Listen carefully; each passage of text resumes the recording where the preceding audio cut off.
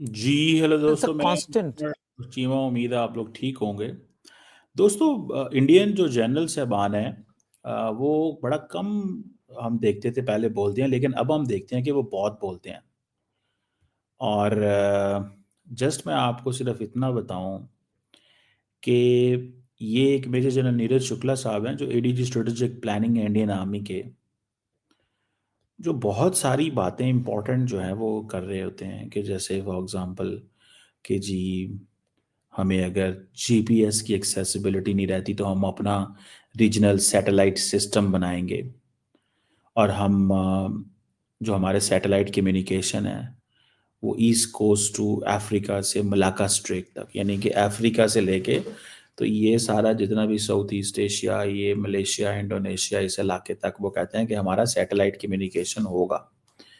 तो India is thinking very big, लेकिन फिर भी छोटा है इन टर्म्स ऑफ, आप अगर देखें जो उनका थ्रेट है, थ्रेट स्पेक्ट्रम में तो चाइना आता है। तो चाइना सिर्फ मलाका स्टेट तक तो नहीं बैठा हुआ। ठीक है जी। वो इंडियन फौज ये कहती है कि जी we will be a modern army, futuristic army होंगे, इफेक्टिव डेटरेंस रखना चाहते हैं, मल्टी डोमेन ऑपरेशन करना चाहते हैं, जो कि अभी ये फॉर एग्जांपल इंडिया की जो फौज एक्सरसाइजेस कर रही है उसका मकसद भी यही है कि मल्टी डोमेन ऑपरेशन जो है वो करें। सबसे बड़ी जो बात है, जो पाकिस्तान जिसके ऊपर सारी बातें सोच रहेगा, और ये जब इंडियन जनरल साहब, ये नीरज शुक्ला साहब जब बात कर रहे हैं, तो मतलब क्या है, किसको पैगाम दे रहे हैं? पाकिस्तान को। और कोई उनका ऑडियंस नहीं है, चाइना ऑडियंस होगी उनकी, क्या क्या है। अब वो कह रहे हैं जी क्योंकि करेक्टर ऑफ वॉर चेंज हो रहा है, और there is a fusion of AI, machine learning, robotics and cyber. अब इस चीज़ को कैसे इंटीग्रेट करना है, और ये पाकिस्तान की एयरफोर्स तो किसी हद तक जो है वो साइबर को और इन चीज़ों को, मशीन लर्निंग को इंटीग्रेट कर चुकी है। एआई और रोबोटिक्स जो है ये भी ज़ाहिर बात है वो लगे होंगे करने के लिए, प्लान्स कर रहे होंगे, सोच रहे होंगे कि क्या करना है। ये इन्होंने एक बयान को इंटरव्यू ऑन न्यूज़ को एक इंटरव्यू दिया, आई थिंक पॉडकास्ट है ये, क्या है, तो उसको उन्होंने इंटरव्यू दिया, मैं पढ़ रहा था, इनका बड़ा इंटरेस्टिंग है ये। अब वो कह रहे हैं कि जी, वो जिसे कहते हैं ना, 2 डायमेंशनल से 3 डायमेंशन तक हम आ गए हैं और इसके ऊपर हम काम कर रहे हैं। इंडियन आर्मी की मॉडर्नाइजेशन के ऊपर काम हो रहा है, अपनी टेक्नोलॉजी के ऊपर काम हो रहा है।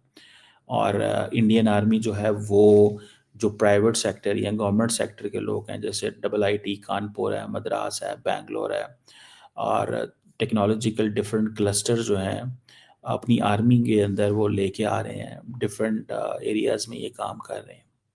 और कहा यह जा रहा है कि डिफरेंट किस्म के इन्होंने ऑर्डर्स दिए हैं। ठीक है जी, अपनी कंपनीज को ऑर्डर दे रहे हैं।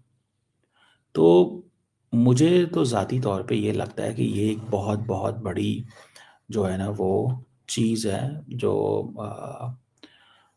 हो रही है। It's a big transition, it's a big transformation, बहुत बड़ी हो रही है इंडिया के अंदर। ये ज़रा सुने जल साहब को, मैं फिर आपसे बात करता हूँ। Especially when it comes to, as you already gave some figures. So if I just add on to your number crunching, median age of Bharat today is 28 years. That is the average age. He's talking about the youth की बात कर रहे हैं। 63% of our population is within the age group, which is the working population, which is within the age group of 14 to 63. And we are going to experience this demographic dividend till 55, 56, 2055, 56. And what is Viksit Bharat timeline? 2047. So the population today, the Gen Z, which we call it, which is between the age group of 14 to 28, they are the ones who are going to be the executioners of this change. They are going to be participating in this change, and they are the ones who are going to be benefiting from the change, because when India will be a developed nation, they'll be all in their 40s, mid 40s. So we want to target them. As you are aware, today our Raksha Mantri has accepted the proposal, and by the beginning of this year, we have now 20 lakh NCC cadets in the country. We had an increase of 3 lakh in just about a couple of years, last 2 years, of which 40% are girls. So we are giving equal credence to the female population of ours. And apart from that, we are engaging our schools which are there. We have a network of 135 army schools, Kendriya Vidyalayas in our area. So all these children are being targeted by us wherever they are. We are closer to them. We are building in. सो वो ये basically कहना ये चाह रहे हैं कि जी हम youth के ऊपर इन्वेस्टमेंट कर रहे हैं, सो लॉन्ग टर्म बात कर रहे हैं, ठीक है जी, कि यूथ के साथ हमने क्या करना है। और ये जेन जी की बात हो रही है कि हमें अपने ये जो एज ब्रैकेट्स हैं डिफरेंट, इनको हमने कैसे वो करना है। इसी तरह जो डिफरेंट और किस्म के इनके आइडियाज़ हैं, And if I may tell you that it has actually changed the character of warfare in a major way. Warfare के करेक्टर चेंज हो रहे हैं, सुने ये कैसे। Earlier, till about 50 years back, or if I talk about say Second World War, even 71 engagement of ours and all that, we were only looking in three domains: land, air, and sea. Now, with the opening up of space, it is cyber, it is space, now it is electromagnetic spectrum, EW, electronic warfare, and with the space is the cognitive warfare. That is आप देखें electromagnetic warfare, electronic warfare, ये तो अभी आपने cyber, ये तो अभी हमने देख लिया है। सो लैंड एयर सी जो है वो तो पीछे रह गया बहुत ज़्यादा। He is right in that domain. अभी जो भारत और पाकिस्तान की जंग हुई थी, तो पाकिस्तान ने मल्टी डोमेन ऑपरेशन जो हुए थे, तो ये जल साहब बात ठीक कर रहे हैं कि हमारा और इंडिया का जो कंपटीशन है वो स्पेस में, तो चलो ठीक है, जो होगा वो होगा, ठीक है, लेकिन हमारा, क्योंकि इंडिया स्पेस पे भी, स्पेस को भी वेपनाइज कर सकता है, इसके ऊपर भी इन्होंने काम किया हुआ है कि बहुत सारे ऐसे वेपन्स हैं जो स्पेस पे पड़े होंगे, वो ऑटोनोमस होंगे, वो थ्रेट को देख के डिटेक्ट करके वहीं से शूट कर देंगे। वो इन दैट केस के अगर न्यूक्लियर श्यूक्लियर चल जाए और उस तरह, ये सुनिएगा ज़रा, मैं थोड़ा पीछे कर लूँ। EW, electronic warfare, and with the space is the cognitive warfare, that is perception management. So now if I tell you that how does space change the character of war, ये इंडिया का सबसे बड़ा problem है, perception management, ठीक है ना जी। ये इसको इंडियन जनरल साहब ये कहते थे कि नॉन काइनेटिक वॉरफेयर, ठीक है जी। ये परसेप्शन मैनेजमेंट जो है, ये इसके ऊपर फोकस कर रहे हैं, ठीक है जी। कॉग्निटिव जो वो सारी है, ये सुने, that's what way they are working. so now if I tell you that how does space change the character of war, is because space is used for three purposes. One is ISR, as we call it, that is intelligence, surveillance, and reconnaissance.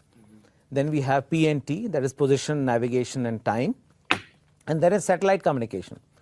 Now, if you look at it, we have gone with NAVIC, IRNSS, Indian Regional Satellite Navigation Satellite System, called as NAVIC.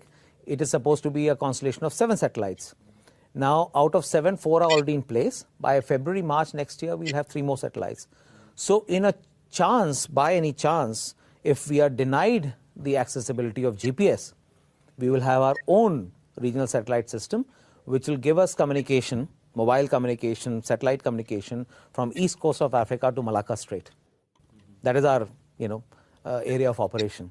Likewise, if I tell you that now we are going to be placing our satellites in all 3 orbits.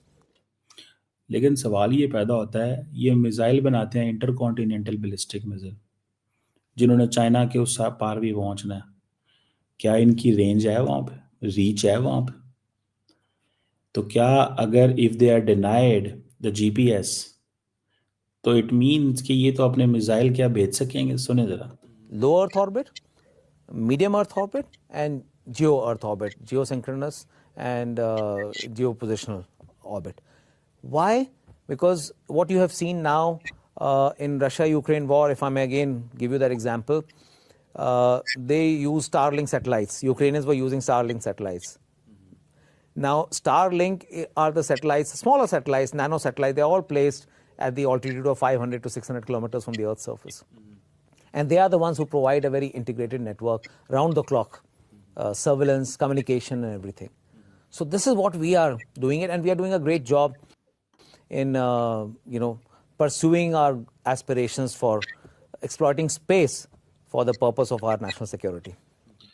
यदि ये है, space आ गई है national security के अंदर, ये बहुत ही important बात कर रहे हैं जनरल साहब, कि अब आपका जो वो बात सही कह रहा है कि अगर उनको at this moment, if they believe कि सिचुएशन चेंज हो गई है और साइड्स चेंज हो गई हैं, अमेरिका इंडिया के साथ नहीं खड़ा हुआ, अमेरिका इंडिया के साथ नहीं खड़ा हुआ तो फिर क्या है? तो फ्यूचरिस्टिक आर्मी तो ना हुई। तो उनको अगर सैटेलाइट सिस्टम जो वो जीपीएस सिस्टम डिनाई कर दिया जाता है, देखें बिल्कुल जंग डिफरेंट हो गई है। ये इन्होंने परसेप्शन मैनेजमेंट की बात की है, मैं उस पर One engagement of ours and all that, we were only looking in 3 domains: land, air, and sea. Now, with the opening up of space, it is cyber, it is space, now it is electromagnetic spectrum, EW, electronic warfare, and with the space is the cognitive warfare, that is perception management. ठीक है ना जी, ये cognitive, ये है लड़ाई लड़ना चाहते हैं पाकिस्तान के साथ अगली दफा। ये आप इसको जहन में रखिएगा, ठीक है जी। ये perception management, cognitive warfare, non kinetic domain में ये आ रहे हैं, ठीक है जी। बाकी तो जो कर रहे हैं। इंडियन फौज बेसिकली बड़े पैमाने पे दे आर ऑपरेटिंग, वो मतलब they are thinking we need to एक और एंगल से चीज़ों को सोच रहे हैं। They are making it in a different way, बिल्कुल डिफरेंट वे में चीज़ें कर रहे हैं, बिल्कुल। और आई विश के अब पाकिस्तान की फ़ौज भी लगी हुई है, बहुत कुछ चेंज हो रहा है, बहुत कुछ, ठीक है जी, बहुत कुछ चेंज हो रहा है, ठीक है जी। मुझे ज़ाती तौर पे ये लगता है कि कहीं ना कहीं पे कुछ ऐसा ज़रूर होगा, कहीं ना कहीं पे कुछ ऐसा ज़रूर होगा कि इंडिया जो है वो जिस पैमाने पे काम कर रहा है। देखिए हमारी जंग इनकी जो है ना वो आगे लैंड फोर्सेस पे नहीं होनी। बहुत सारे लोग हमारे कह रहे हैं लैंड फोर्सेस पे जंग होनी है। ये जन साहब बेसिकली ये जो बात कर रहे हैं ये पाकिस्तान को पैगाम दिया जा रहा है कि भाई तैयारी कर लो, अगली दफ़ा तुम्हारा हमारा मुकाबला इधर होगा। तो पाकिस्तान तो ऑलरेडी इसमें, आपने जब वो पाकिस्तान के वो जो एयर मार्शल औरंगज़ेब साहब को सुना था इंडिया पाकिस्तान की जंग में, तो उस वक्त तो पाकिस्तान ने पहले ही कह दिया था, पाकिस्तान ने बिल्कुल पहले ये कह दिया था कि भाई साहब हम तैयार हैं, आप भी तैयार हो जाए, हम तैयार हैं, आप भी तैयार हो जाए। और हमारी आपकी जो जंग है वो So now if I tell you that electromagnetic spectrum में लड़ी जाएगी, इलेक्ट्रॉनिक वॉरफेयर होगी, साइबर में लड़ी जाएगी, ये चीज़ें हैं जो होंगी, ठीक है। तो इन चीज़ों को देखते हुए that's way the Indians are working कि हमें जो इसमें पाकिस्तान का मुकाबला करना है। एंड मैं तो इसको वो जैसे कहते हैं ना, जब देखता हूँ तो इट मीन्स कि सारे के सारे रिसोर्सेज ही डाइवर्ट करने पड़ेंगे, ठीक है ना जी। सारे के सारे रिसोर्सेज ही चेंज करना पड़ेंगे। तो इसके ऊपर काम होगा जनाब, इसके ऊपर काम होगा। और इसमें अगर आप ये देखें कि ये जो चीज़ ये सोच रहे हैं अभी, ये रिसोर्सेज तो वहाँ लगाएंगे सारे, ये रिसोर्सेज तो वहाँ लगाएंगे। मैं वो जैसे कहते हैं ना, चाइनीज़ तो इस पे काम कर रहे हैं ना, ठीक है जी। चाइनीज़ भी इसी पे काम कर रहे हैं, अमेरिकन भी इसी पे काम कर रहे हैं। और अमेरिकन ने तो बहुत देर से पहले से काम शुरू कर दिया, अमेरिकन ने तो बहुत देर से पहले शुरू कर दिया, ये आप जेहन में रखिएगा। और वो हमारे अभी अभी फॉर एग्ज़ाम्पल वो जिसे कहते हैं ना, वो जिस तरह बात की जाती है हमारे यहाँ पे, लोग थोड़े से डिफरेंट अंदाज से ऑपरेट कर रहे हैं। हम शायद सोच रहे हैं वो ही पुराना होगा, जहाज़ आएंगे, जहाज़ आएंगे। मुझे तो लग रहा है अगली भारत और पाकिस्तान की जंग बिल्कुल एक डिफरेंट डोमेन में लड़ी जानी है, बिल्कुल डिफरेंट डोमेन में। क्या उसकी हमारी तैयारी है और हमारे रिसोर्सेज हैं कि नहीं है, ये भी एक सवाल है भाईजान। हमारे रिसोर्सेज हैं या नहीं है, ये एक चीज़ है। That's what I understand, that's what I understand, that's what I realise, ठीक है ना जनाब। देखते हैं क्या होता है।